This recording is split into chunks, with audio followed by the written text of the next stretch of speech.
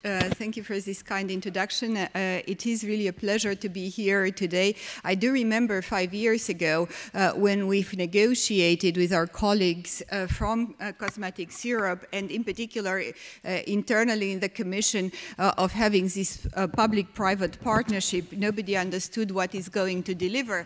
And for us, it is one of the pivotal moments, because it's not only about developing animal-free methods, but also about developing much better, much more precise human safety assessment. Of course, these two elements have to be remembered. The animal welfare is enshrined in the Lisbon Treaty, and we did have, in the last 10 plus years, a number of legislation that encourages the 3 Rs, starting in 2004, a regulation on detergents. I'm not going to go through each and every one of them. You have it on the slides. But in 2013, what was to become a complete ban on animal testing in the cosmetics directive and a regulation. As a big user of cosmetics, I know that that must be a big challenge for everyone. The citizens also in Europe expressed a concern about animal experimentation, and it was only last year that we had the 3rd European Citizens Initiative called Stop Vivisection. And in response to this initiative, the European Commission pledged 4 actions that would speed up the progress in the area of 3 Rs. First, very important, knowledge sharing in the field of the 3 Rs. We really are pushing forward in multidisciplinary approaches, in learnings that can be transposed from a field of activity to another, from chemicals to pharmaceuticals, from cosmetics to whatever.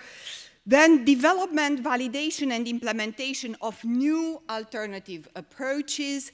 We have funded, and I'm going to share you on the next slides, a lot of research and innovation projects. We would like that those methodologies to be validated and swiftly implemented into practice.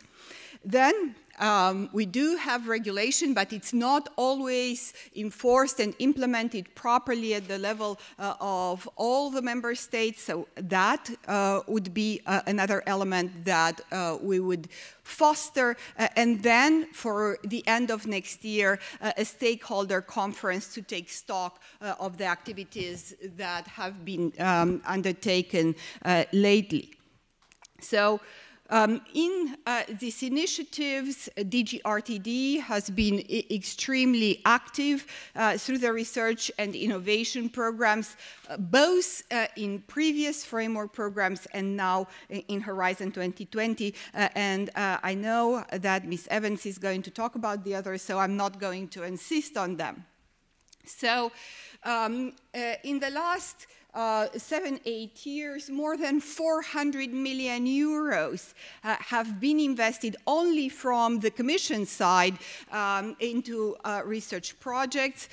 We are here to discuss SURAT, but there are others. For instance, HECA-TOS, the drug-induced liver and heart toxicity project, and a couple of projects very interesting in the context of the Innovative Medicine Initiative, our public-private partnership with the Pharmaceutical Industry Association.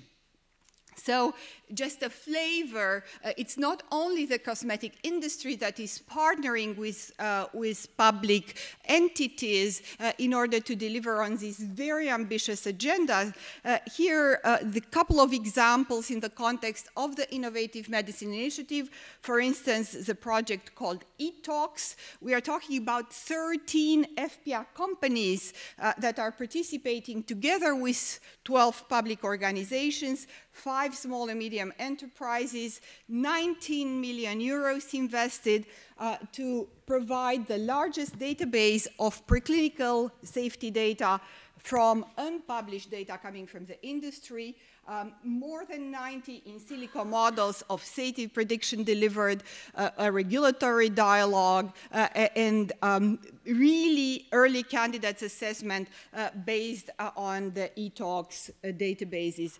And of course, there are a number of links with SURAT1 and with a newer project in Horizon 2020 called EUTOCS Risk. Safety, it's looking at improved tools for drug-induced injuries to the kidney, liver, and vascular system.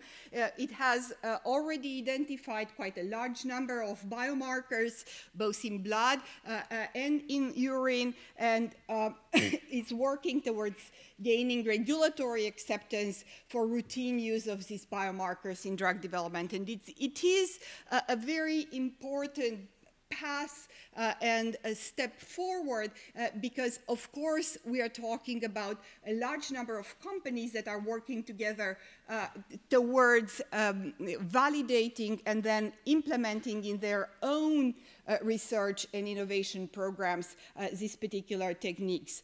The guidelines are in fact developed both with the European Medicinal Agency and with the Food and Drug Administration in the US, again, for a harmonization of procedure and speeding up these developments.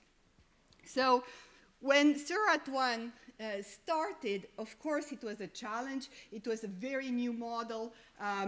Both the EC and the industry were contributing 25 million each in cash, addressing very complex scientific issues in these 6 complementary projects and 70 partners.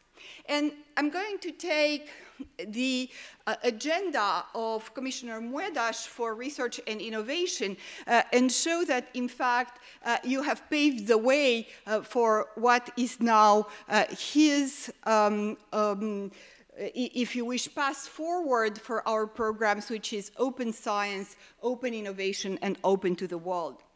In the context of the open science, the many scientific publications, the new tools, techniques, the huge amount of omics and toxicity data that has been generated in the context of an open access database, so in Cosmos database and ToxBank, in the context of this open innovation, obviously the validation of the approaches in the cross-cluster case studies and all the way to approaches that are now validating for all human safety assessment application in various sectors. And last but not least, the partnership with similar programs in the United States, so ToxCast and Tox21, in a way being a flagship of an international driver in this area of alternative to animal testing. So the political context at the end of the project is probably even more stringent than when the project started, because there is this paradox of increased pressure to ban all animal experimentation, but in the same token, a much higher demand for better safety assessment for humans. So probably everyone here in the room will be tasked to solve this paradox.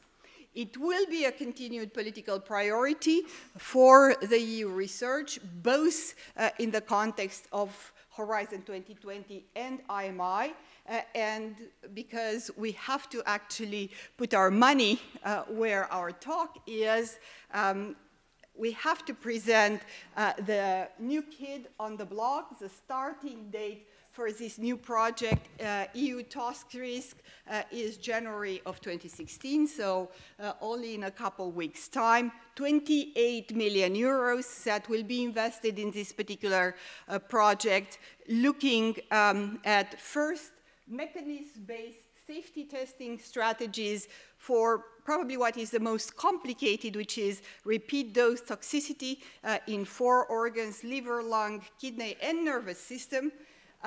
developmental and reproductive toxicity, including endocrine disruptors, one of the hottest potatoes onto the EU policy nowadays, and looking at more than 200 compounds with organs on the chip and with the participation of the large industry, SMEs, and regulators. So building on data that you have generated and the other projects in the context of IMI and FP7 generated, taking it a step forward. So what do we need? Much more top science.